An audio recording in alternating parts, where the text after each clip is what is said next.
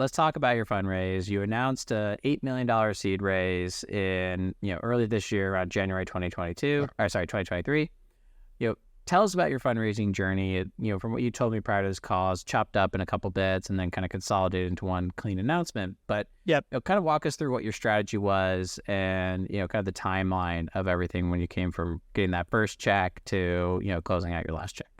Absolutely. And I think the important thing to mention is that my co-founders and myself were first-time founders. So we had kind of robust product backgrounds that had launched a lot of things within kind of larger organizations, but this is our first kind of step at doing something larger ourselves. So we were very intentional about a fundraising process. The way that we broke everything out, we closed our first round in August of 2021. We closed that round kind of just as we were segueing out of our last job. So it was really, I came from the Google background, I had launched Google TV while I was there and got to see that trajectory of going from 4-person team to a multi-100-person team, an idea on a whiteboard to a product that Google launches.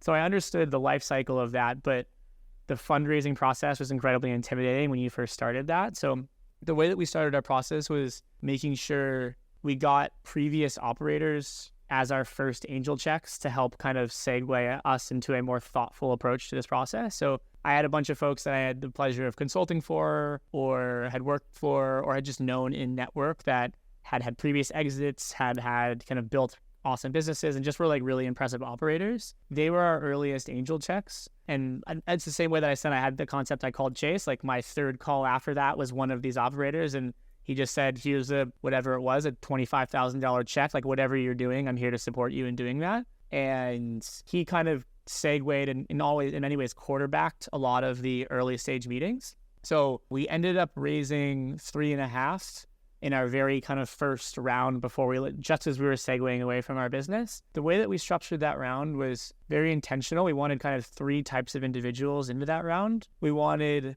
really, really strong seed level venture. So a lot of our kind of advisors at the time were kind of focused on stage specific venture at this stage, like a fund that really gets seed. So Box Group led the round, as well as kind of Courtside Ventures and Abstract Ventures.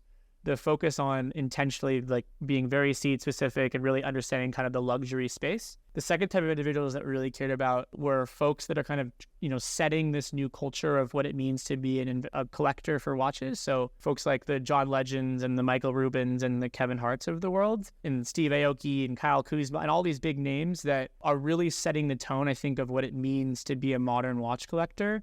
The big data point that we found kind of in the research before launching this business was that 60% of the pre-owned watch market is kind of requested by millennial and Gen Z buyers. And the watch market itself, I think, is perceived as decidedly older. So the thinking was, how do we leverage these larger name investors to supplant ourselves from a brand perspective, to start establishing this narrative that we're doing this differently in a little bit of a fresher and more honest take. And then the latter group of folks that we cared about were just really, really strong watch knowledge. So I think the coolest part about building this business is that I was able to empathize with the first-time watch buyers, and that's kind of the ethos of what we were trying to build. But in order to kind of have the credibility in the industry, we wanted to have really, really credible dealers, folks like John Reardon or really, really big names in the watch world that have had years of success in establishing their own personal brand to kind of supplant that authenticity that allowed us to unlock some of our earliest hires and really build out the best of the best from the authenticity and watch side internally in the business.